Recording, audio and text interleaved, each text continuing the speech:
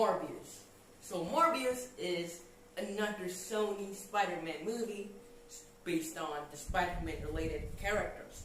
For this time, it's Morbius. So Morbius in this movie is played by Jared Leto. In case you don't know Morbius, who is he? I'm going to give you a brief description of who he is. He's basically a sick doctor who tries to find a cure, and eventually he finds the cure. But after he injects the cure, he immediately becomes a vampire, a living vampire. So yeah, that's your character description. Now, how do I feel about this movie? Well, I liked it, but it's not masterpiece, you know? It still has a lot of messy stuff in it. First, Jared Leto as Morbius. How do I feel about it? Well, he is okay in the film. I think he is more suitable to play Morbius than the Joker. You know what I mean? He embodied that personality of a doctor who is sick and desperately tries to find the cure to cure his sickness. He tries to embody the responsibility that he has after he injects the cure to himself. So yeah, I don't have any problem with Jared Leto being Morbius. I thought he was perfectly cast for this kind of character, this type of character. Now, how about the villain? The villain here is Milo. He is also like Morbius, sick and desperately tries to find the cure. But the difference here is that he is evil.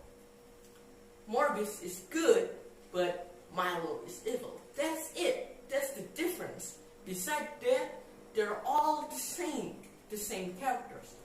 No character development for any of these characters. Yes, you can see that they don't have a lot of stuff to fit in with this movie. You know, the movie is trying to throw a lot of stuff at you. This could have been a 2-hour movie and it would have been fine, you know. Try to explain the backstory a little more to make you care about these characters. But this movie didn't do that at all. I mean, this movie desperately wants you to really forget about the characters. Hell, even Morbius, we don't know what is his sickness in this movie. We just know that, oh, he has a rare blood condition. And that's it. Same with Milo. So two of them don't have a character development. That is my biggest issue with this movie. This movie is too rushed to develop the characters, you know. So this movie doesn't have a lot of time to develop the characters more. That is my first problem. The second problem, okay, there's a lack of story here, but at least if you give us a good action flick, we will be fine, you know. We can still forgive the mistakes if you try to cover it with some amazing action scenes. But this movie doesn't do that at all.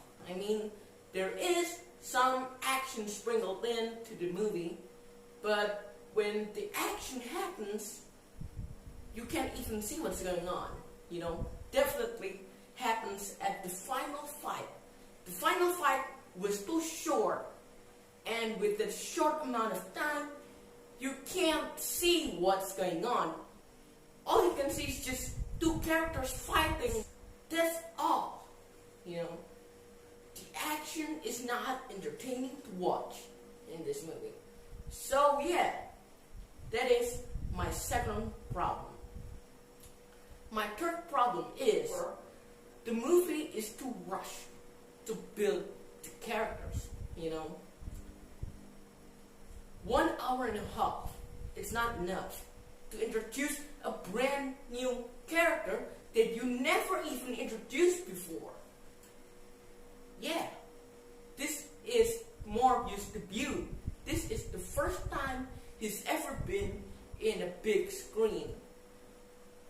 And we still don't know anything about the character, not if you read the comics. If you read the comics, you can actually see what his motivation is. But in this movie, they don't explain it at all. So yeah, that is my third problem. But the biggest positive thing that I could give this movie is actually Jared Leto. He's trying his best to elevate the movie.